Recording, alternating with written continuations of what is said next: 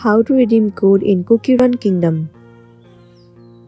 The very first thing you want to do is to open up your application Cookie Run Kingdom. Once you are in here, you have to enter your login credentials and then sign in to your specific account. Once you have been signed in, it will land you on this home page. Now click on this three horizontal line at the top right corner and then move into settings. Inside settings, head over to informations. Well, you have to copy your account name. Once you are done, go back and head over to coupons. Well, in this page it says enter your account name here. So you simply have to paste the name that you have just copied before. After that, you have to enter your 16 characters code. Once you have entered, it says each coupon code can be used only once per account.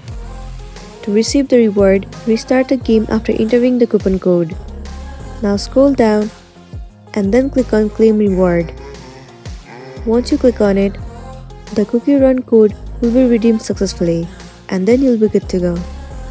So that's all for today, and this is simply how you can redeem Cookie Run Kingdom code. I really hope this video is going to be helpful for you.